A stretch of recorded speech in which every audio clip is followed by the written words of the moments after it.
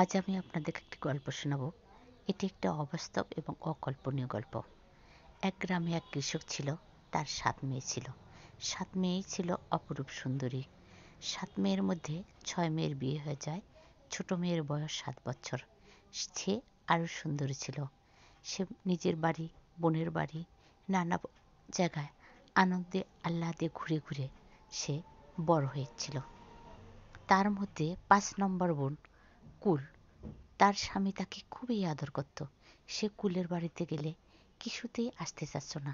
কুলের স্বামী যেন তাকে পেলে পৃথিবীতে স্বর্গ সুখ পেত।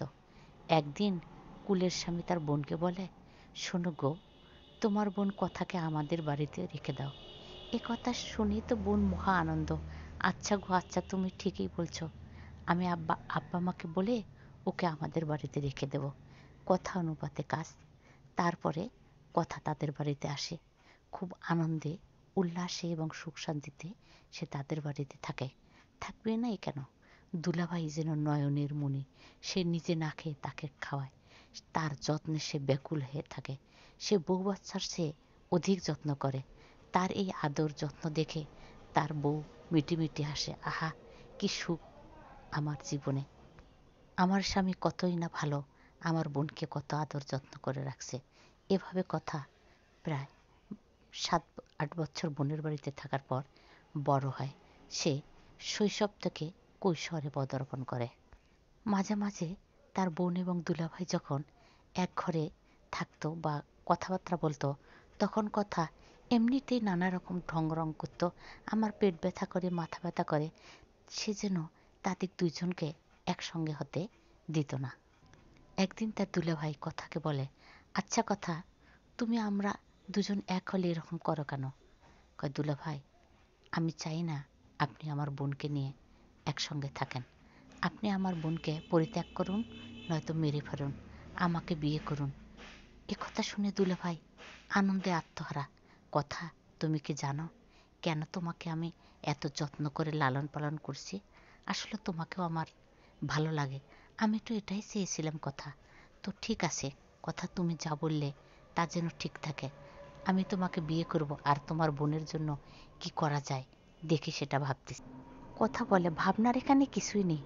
আমার বোনকে তুমি বিষ দিয়ে মারবে। শোনো, বাজার থেকে জেলাপিট করে বিষ মিশ্রিত করে নিয়ে আসবে। সেটা আমার বোন খেয়ে মারা যাবে। ঠিক সেদিনের কথা মতন বাজার থেকে জিলাপি এনে তার বোনকে অনেক আদর যত্নে খাওয়ায়।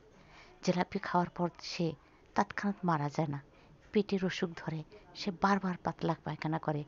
এরকম করে 3 দিন 4 দিন যায়, আর অসুস্থ হয় না। এদিকে দুলাভাই আর বোন চিন্তা করছে যে কবে এ মারা যাবে, কবে শেষ হবে, কবে আমাদের জীবন এক হবে। কথা বলে, দুলাভাই, বুবু এভাবে মারা যাবে না।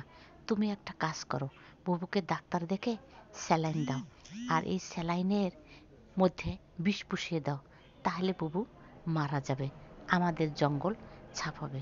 কথা অনুযায়ী কাজ হলো। ইঞ্জেকশনের স্যালাইনের মধ্যে বিষ প্রয়োগ করা হলো।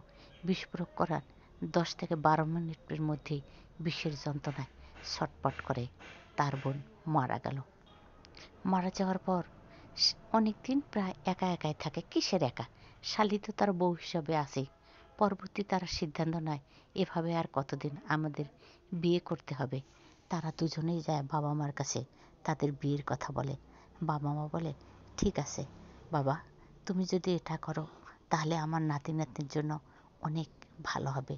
তারা আর সৎ মা পাবে না। কথা অনুযায়ী কাজ হলো, তাদের বিয়ে হলো, সংসার শুরু হলো। একদিন কথা স্বপ্ন দেখে, তার বোন বলতেছে, বোন, তুই কি কাজটা ঠিক করলি?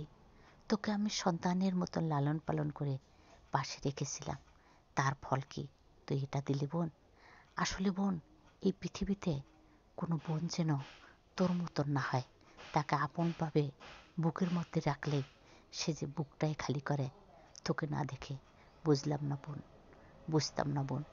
ভালো থাক বোন, সুখে থাক।